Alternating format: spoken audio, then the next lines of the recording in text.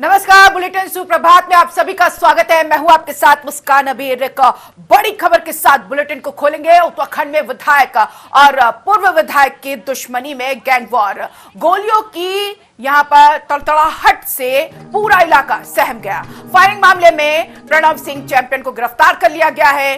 निर्दलीय विधायक को उमेश कुमार भी गिरफ्तार कर लिए जा चुके हैं। खानपुर एमएलए के दफ्तर में पूर्व बीजेपी विधायक ने फायरिंग की थी। उत्तराखंड के खानपुर से विधायक उमेश कुमार के दफ्तर में गोलीबारी करने वाले पूर्व बीजेपी विधायक कुंवर प्रणव चैंपियन को गिरफ्तार कर लिया गया है। अपने समर्थकों के साथ कुंवर प्रणव उमेश कुमार के दफ्तर पहुंचे थे, जहां जमकर फायरिंग की गई। इसे लेकर उमेश कुमार के समर्थकों की ओर से थाने में तहरीर दी गई।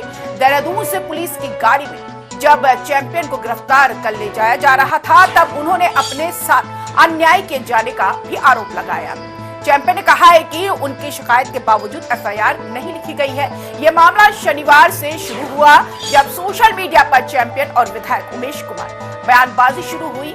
चैंपियन ने उमेश कुमार को जमकर बुरा भला कहा, जिसके जवाब में उमेश कुमार ने तीखा पलटवार किया। इसके बाद रविवार को चैंपियन अपने समर्थकों के साथ उमेश कुमार के घर पहुंचे। जहां वो नहीं मिले तो उनके कैंप कार्यालय पहुंचकर खूब फायरिंग की। कई राउंड फायरिंग का ये वीडियो सोशल मीडिया पर वायरल हुआ। इसे लेकर उमेश कुमार की ओर से थाने में शिकायत दर्ज कराई गई। इस पर एक्शन लेते हुए पुलिस ने कुंवर प्रणव चैंपियन को गिरफ्तार कर लिया। गिरफ्तारी के बाद पूर्व विधायक चैंपियन ने कहा है कि हमारे साथ अन्याय हो रहा है, हम अन्याय के खिलाफ लड़ेंगे। वहीं चैंपियन की पत्नी ने कहा है कि हमारी शिकायत के बावजूद एफआईआर नहीं लिखी गई। बताते चले कि उमेश कुमार खानपुर से विधायक है। उन्होंने प्रणव सिंह को हराकर विधायकी जीती थी। उत्तराखंड में रुड़की से बीजेपी नेता और पूर्व विधायक कुंवर प्रणव सिंह चैंपियन की गिरफ्तारी के बाद निर्दलीय विधायक उमेश कुमार को भी पुलिस ने अरेस्ट कर लिया है।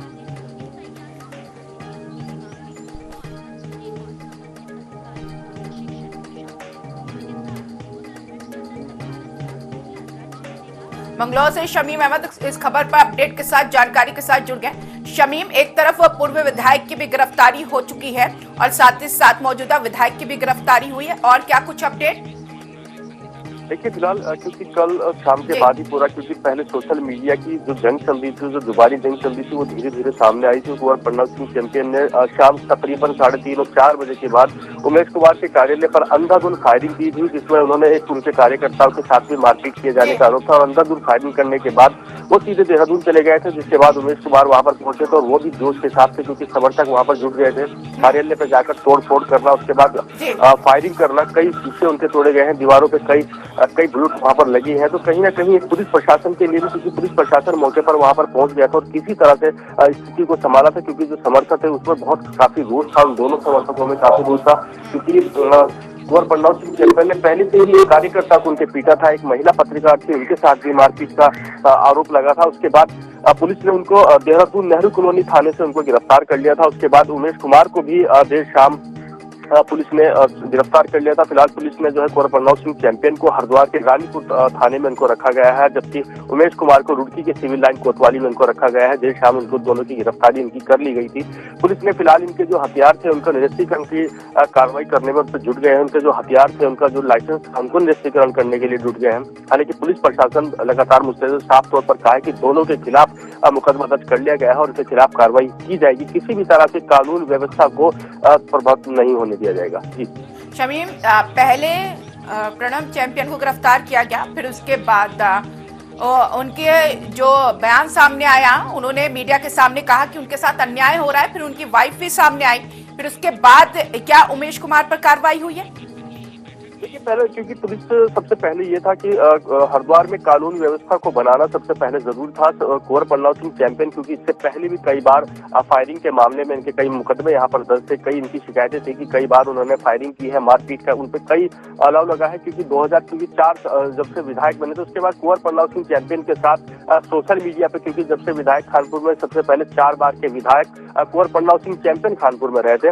बीते जब विधायक के इलेक्शन हुए थे, उसके बाद उमेश कुमार यहाँ यहाँ पर आए थे और सोशल मीडिया की जंग ही शुरू हुई थी, जिसमें एक हार जीत का तय नुमा हुआ था। लोगों ने उनको पसंद करना शुरू हुआ था। दोनों एक दूसरे पर आरोप और प्रत्यारोप लगाते रहते थे। उसके बाद विधानसभा से उन्होंने सीट जीती और विधानसभा कानपुर के विधायक बनने के बाद ही दोनों के बीच तानातानी शुरू हो गई थी। सोशल मीडिया के माध्यम से कई बार सोशल मीडिया के माध्यम से उन्होंने एक दूसरे को गाली और गलौज भी देते नजर आए, लेकिन हद अभी हुई क्योंकि 2 दिन के बाद सोशल मीडिया पर दोनों ओर से बहुत ही शर्मनाक बातें दोनों तरफ से लिखी जा रही थी। तो कहीं ना कहीं दोनों साइड से उसके बाद कुंवर प्रणाम सिंह जैन उनके ऑफिस में आए और ताबड़तोड़ फायरिंग की और फायरिंग करने के बाद उन्होंने मारपीट की, कार्यकर्ताओं के साथ मारपीट की और पुलिस ने उनको गिरफ्तारी की। हालांकि अभी हाल ही में पता लगा था जो प्रदेश अध्यक्ष है, भाजपा के जो प्रदेश अध्यक्ष है, उसने साफ तौर पर कहा था कि किसी भी तरह से, चाहे वो भाजपा का कोई नेता हो या भाजपा का कोई विधायक रहा हो, लेकिन अगर वो किसी भी तरह से अगर कोई गलत काम करेगा तो उसके खिलाफ जो है पार्टी बिल्कुल कार्रवाई करेगी। तो वो उसमें एक जांच जनप्रतिनिधि है, काफी इफेक्ट पड़ता है उनके कार्य का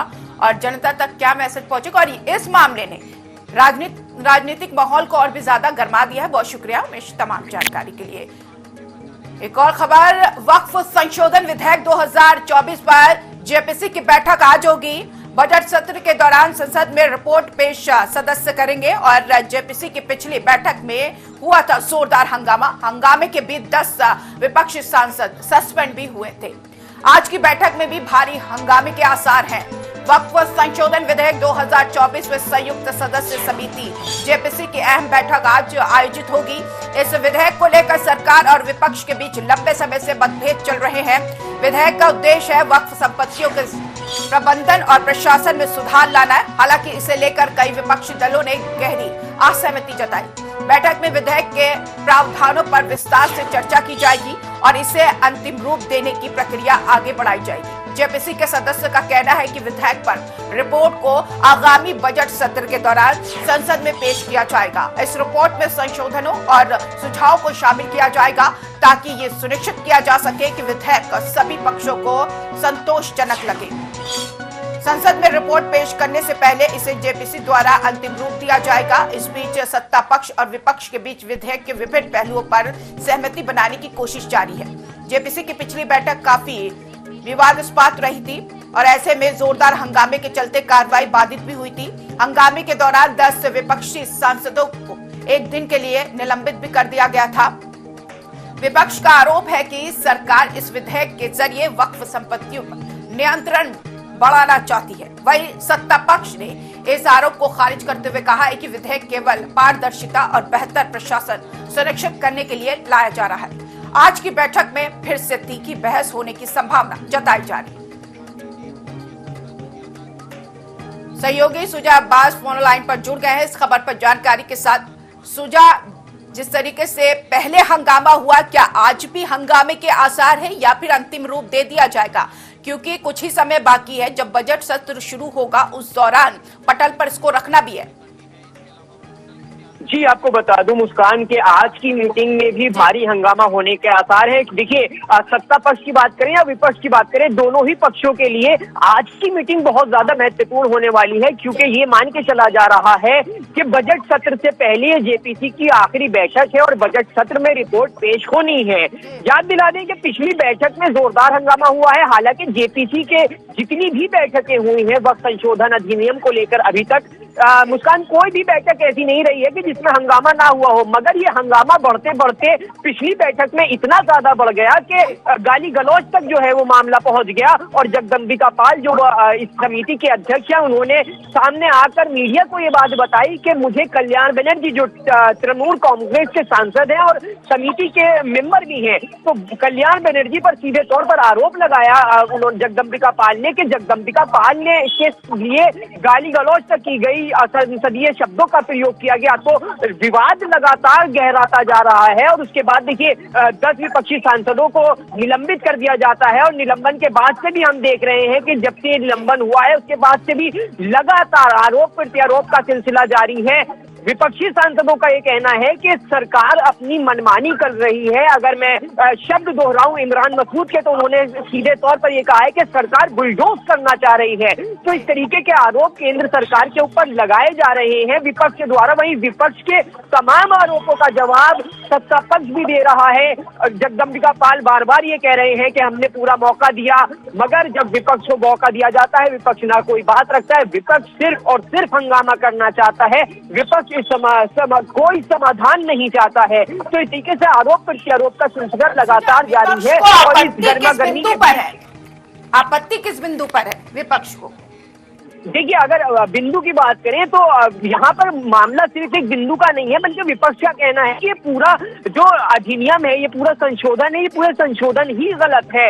लगातार ये आरोप लगाए जा रहे हैं कि संशोधन के जरिए जो वक्फ की प्रॉपर्टीज हैं, और खासतौर से मुस्लिम समुदाय, देखिए मुस्लिम समुदाय को यहाँ पर टारगेट किया जा रहा है, ऐसा कहना है विपक्ष का। और विपक्ष ये कह रहा है कि जो वक्फ की संपत्तियां हैं ये उनको सेव करने के लिए नहीं, उनके बचाव के लिए नहीं है ये संशोधन, बल्कि ये संशोधन केंद्र सरकार की नीयत ये है कि इस संशोधन के जरिए वक्फ की जितनी भी प्रॉपर्टीज हैं पूरे देश में उनके ऊपर कब्जा किया जाए। तो देखिए, बिंदु का यहाँ मामला ये है कि पूरे जो है इस बिल पर ही विपक्ष को एतराज है, और यही कारण है कि इसको लेकर लगातार गतिरोध बना हुआ है। क्योंकि अगर एक दो पॉइंट हो तो उन पर बैठकर इतनी बातचीत की जा सकती है, मगर यहाँ पर मामला ये है कि विपक्ष पूरे बिल के ही खिलाफ है। तो वही कारण है कि लगातार जब भी इसके लिए बैठते हैं, बातचीत होती है, तो गतिरोध बनता है, विवाद होता है, और विवाद इस हद तक बढ़ जाता है कि गाली गलौज तक की नौबत आ जाती है। सुजा, जब एक दिन के लिए 10 विपक्षी सदस्य को सस्पेंड किया गया,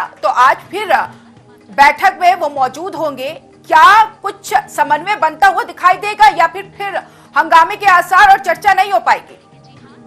देखिए, ये बहुत दिलचस्प होगा मुस्कान, क्योंकि पिछली बार जब बैठक हुई थी तो जगदम्बिका पाल ने कहा था कि वो लोग के जो कभी संसद में के अंदर नहीं जाते, सदन में मौजूद नहीं रहते, वो भी बैठक में आ गए। अब उसके बाद स्थिति ये बनती है कि 10 विपक्षी सांसदों को हालांकि एक ही दिन के लिए सस्पेंड किया गया था, मगर सस्पेंड कर दिया गया। अब यहाँ पर देखने वाली बात ये होगी कि आज की मीटिंग में सबसे पहली बात तो ये देखिए, मीटिंग के अंदर क्या होगा, हंगामा होगा, सही से बातचीत होगी, ये तो बात की बात है, मगर बहुत महत्वपूर्ण बात ये है और देखने वाली रोचक बात ये है कि आज की मीटिंग में विपक्ष की तरफ से कौन कौन आता है, इस मीटिंग में भाग लेता है, ये बहुत दिलचस्प होगा मुस्कान। ठीक है शुजा, बहुत शुक्रिया तमाम जानकारी के लिए और अपडेट के लिए। शुजा अब्बास सहयोगी इस खबर पर जानकारी दे